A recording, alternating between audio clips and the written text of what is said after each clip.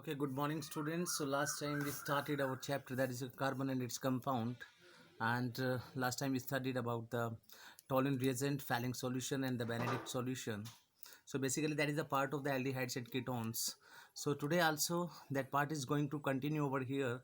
The first important compound in the aldehyde series, that is methanol, we are going to study over here, and the another name for the methanol is the formaldehyde, and the formula is HCHO, and the structural formula is HCOH. The important thing is the method of preparation over here. The first preparation is the by dry distillation of calcium formate, and if you see over here the formula of the calcium formate, that is HCOOCA. When you heat this calcium formate compound, then what happens, this calcium carbonate removed from here, and you will get methanol, or you can say the formaldehyde, very easily over here. And the second best method is the by controlled oxidation of methanol. That is very important reaction, not only for the NTSC exam but also for the NEET exam and the IIT exam. And you can see over here, when methanol is oxidized in presence of oxygen at 873 to 923 Kelvin, in presence of silver, iron oxide or molybdenum oxide, you will get the formaldehyde in the water molecules over here. And methanol on controlled oxidation in presence of copper at 573 Kelvin gives the methanol and the hydrogen. So here hydrogen gas is removed, so we can say that this is the dehydrogenation or removal of hydrogen, you can say over here. And the properties are very important. Physical property, the first one is methanol basically is a colorless gas, and the boiling point is 252 Kelvin, and it is highly soluble in water. Water के अंदर जो होता है solubilize हो जाता है. So to study about the chemical properties and the chemical reactions of the methanol, we have to know about the basic structure of the formaldehyde and the other aldehydes. If you can see the formaldehyde molecule over here, you can see very easily that with the this aldehyde group, hydrogen atom is attached over here. But in case of other aldehydes with the aldehyde group, R group is attached over here. That R group is the alkyl group basically, and alkyl may be CH3, C2H5, methyl, ethyl, propyl, butyl, etc. We already studied this part in the IUPAC nomenclature also, so all of you should have to know about the difference between the normal aldehyde and in the other aldehydes, or we can say in higher aldehydes. So the first chemical reaction is oxidation reaction. Oxidation, we know that where the addition of oxygen take place when you do the oxidation of aldehyde or methanol, or we can say formaldehyde. This oxygen is attached over here, and the aldehyde is converted into the acid. ठीक है ना. And you should have to know, alcohol के oxidation से aldehyde बनता है, aldehyde के oxidation से acid बनता है, एसिड के रिडक्शन से क्या बनेगा आपके पास बनेगा एल्डिहाइड, और एल्डिहाइड के रिडक्शन से क्या बनेगा alcohol. So all these concepts you should have to know for the competitive exams.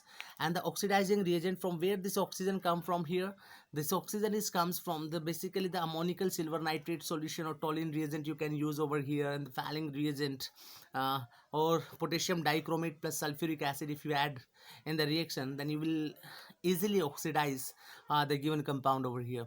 The second one is oxidation using the Tollens reagent. So last time we studied Tollens reagent in detail. Basically it's the ammonical silver nitrate solution. How it is prepared? We can prepare very easily by the silver nitrate and the ammonium hydroxide, and finally you got it the black precipitate over there. So basically what happens when silver nitrate and ammonium hydroxide react with each other, they form the ammonical silver nitrate and AgNH3 twice into NO3 plus 2H2O, the toluene reagent, which act as oxidizing reagent. So oxidizing reagent, the use of toluene reagent over here is that this toluene reagent can oxidize the aldehyde molecules very easily into the formic acid, which is one of the stronger acid over there. So in a test tube, when you mix this that one, the toluene reagent, formaldehyde and the ammonium hydroxide, you will get finally the formic acid, silver, ammonium nitrate, ammonia, and the water molecule over here. So finally this silver, and this test is, you can say over here that this is the silver mirror test, because you can see the deposition gives a mirror like appearance, and this test is also called silver mirror test sometime over there. Okay, so you got it. So second is the oxidation using Fehling reagent. So we should have to know again that what is Fehling solution. Fehling reagent is basically made from the Fehling solution A and Fehling solution B. And Fehling solution A is basically the aqueous copper sulfate solution, which is blue in color. And the Fehling solution B is alkaline Rothschild salt solution, or you can say sodium potassium tartrate. So what's going on over here with formaldehyde, when cupric hydroxide and sodium hydroxide, and if Fehling reagent is reacted over there, it will oxidize the formaldehyde into the sodium methanoate, that is HCOO plus cupric oxide. You will get it over here, and the 3 molecules of water removed out. So red precipitate of Cu2O you will get in the final reaction. And the next one is reaction with ammonia. Again, the very important reaction for the MBBS exam, for the NEET, for IIT JEE. So many times this reaction asked that when 6 molecules of methanol react with the 4 molecules of ammonia, you will get the hexamethylene tetraamine, that is also called the urotropin. And the 6 molecules of water removed from over here, and this hexamethylene tetraamine, that is urotropin, you should have to know the chemical formula and the structural formula of this compound. This is very important, that is CS2 6N4. And the structure of the urotropin you can see over here. It seems like a cyclohexane ring where 3 nitrogen and 3 CS2 group, and inside also the 1 nitrogen and 3 CS2 group. You should have to know over there. So methylene and nitrogen is present in a cyclic way. So you should have to know the structure of the urotropin. That is very important compound. The structure is also very important over here. And the next one is reaction with sodium hydroxide solution, that is called the Cannizzaro reaction. And last time we studied about the mechanism of the Cannizzaro reaction also, where the formaldehyde molecules when react with sodium hydroxide gives the sodium formate plus methanol. So one molecule of formaldehyde basically oxidize over here in the one molecule is in oxidized, and the other molecule get reduced over here in the Cannizzaro reaction. So if you have doubt over here, then go to the previous lectures and see over here that see over there that what's actually the mechanism of the Cannizzaro reaction. Okay. So you should have to know the condition for the Cannizzaro reaction. So in case of Cannizzaro reaction, the aldehyde molecule should have lack number of alpha hydrogen atom. It means there should not be presence of the alpha hydrogen atom. But remember that in case of aldol condensation, alpha hydrogen atom should be present. If alpha hydrogen is not present, then that aldehyde will go under the reaction of Cannizzaro reaction.